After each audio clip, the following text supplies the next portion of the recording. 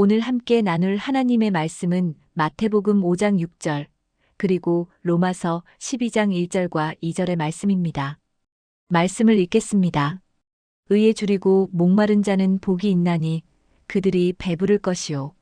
그리고 그러므로 형제들아, 내가 하나님의 모든 자비하심으로 너희를 권하노니 너희 몸을 하나님이 기뻐하시는 거룩한 산 제물로 드리라. 이는 너희가 드릴 영적 예배니라.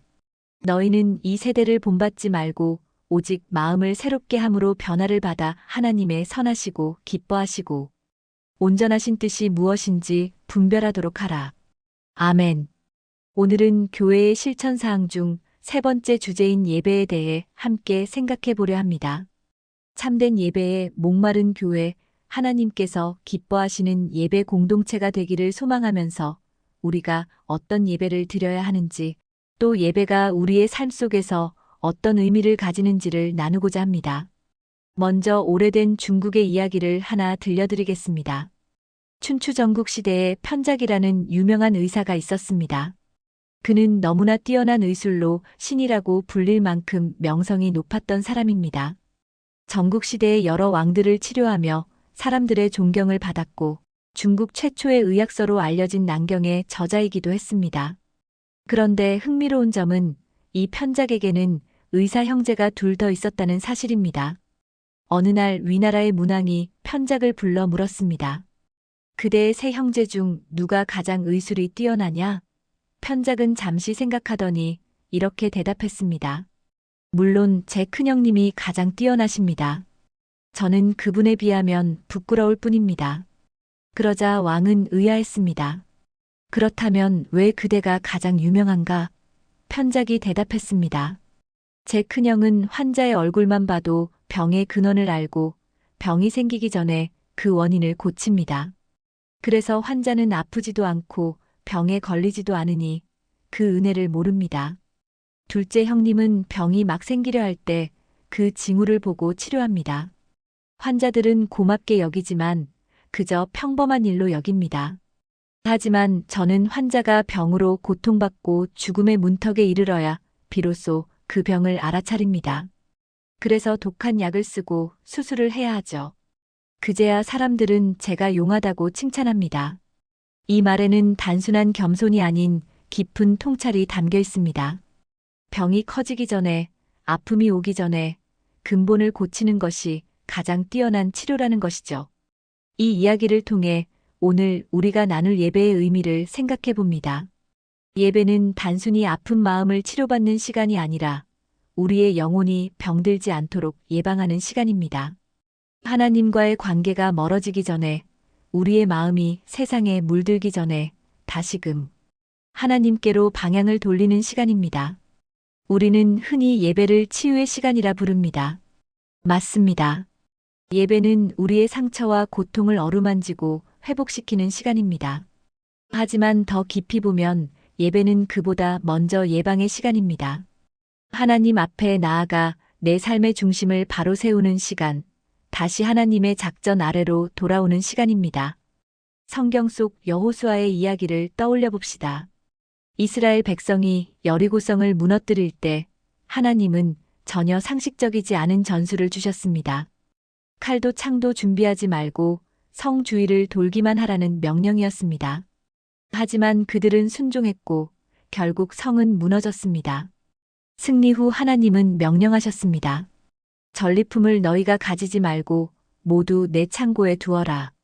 그것은 하나님이 이 전쟁의 주인이심을 인정하라는 뜻이었습니다. 그런데 한 사람이 그 명령을 어겼습니다. 그의 이름은 아간이었습니다. 그는 전리품 중 일부를 몰래 감추었습니다.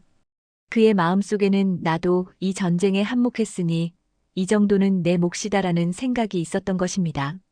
하지만 하나님은 진노하셨습니다. 그 전쟁은 내가 이끈 것이다. 너희가 한 것이 아니다.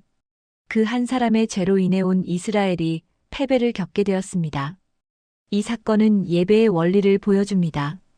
예배는 하나님께 고백하는 시간입니다. 하나님, 지난 한 주간 모든 일은 제 힘이 아니라 하나님의 은혜로 이루어진 것입니다. 성공도 실패도 다 하나님의 것입니다. 그 고백이 바로 예배입니다. 우리가 그 고백을 드릴 때 하나님은 다시 다음 한 주를 이끌어 가십니다.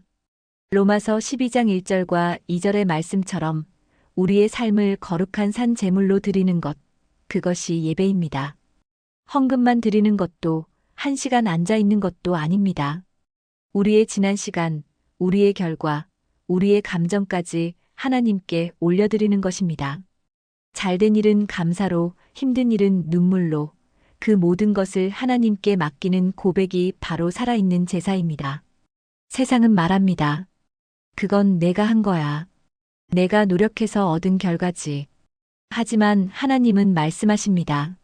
너희는 이 세대를 본받지 말라. 우리는 세상의 논리와 다르게 살아야 합니다.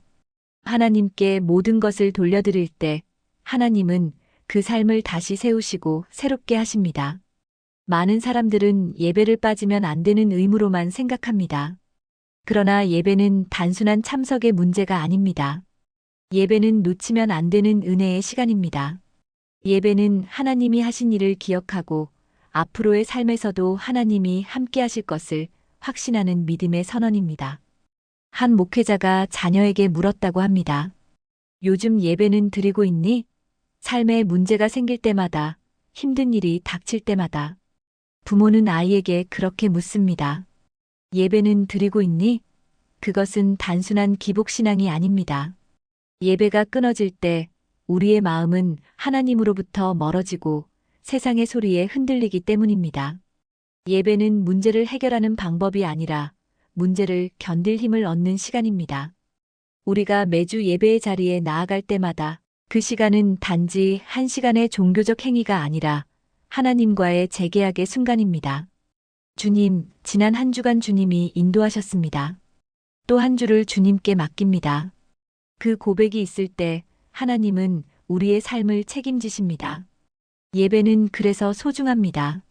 주차를 하고 계단을 오르고 자리에 앉기까지의 모든 과정이 귀찮을 수도 있지만 그 불편함 속에서 우리는 생명의 자리로 들어가는 것입니다. 세상에서 가장 값진 약속의 자리를 지키는 것입니다.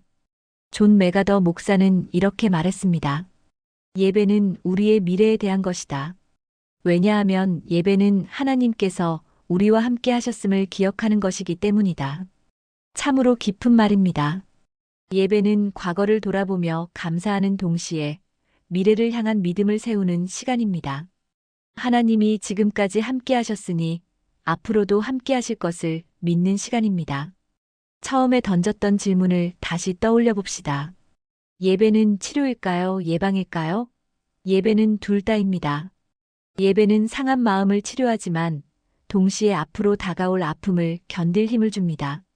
예배를 통해 우리는 하나님이 우리 삶의 주인이심을 다시 고백하고 그분의 계획 안에서 새로운 한 주를 살아갈 용기를 얻습니다. 그러므로 예배는 놓치지 말아야 합니다. 그 시간이 생명을 얻는 시간이기 때문입니다. 예배는 단순히 의무가 아니라 생명의 호흡입니다. 하나님께서 우리의 삶을 인도하셨다는 믿음으로 예배를 드릴 때 그 믿음이 우리의 내일을 만들어갑니다. 오늘도 우리는 하나님 앞에 고백합니다. 주님, 지난 한 주간 모든 일은 주님의 은혜였습니다. 좋았던 일도 힘들었던 일도 모두 주님의 손 안에 있었습니다. 이제 이 결과를 주님께 드립니다.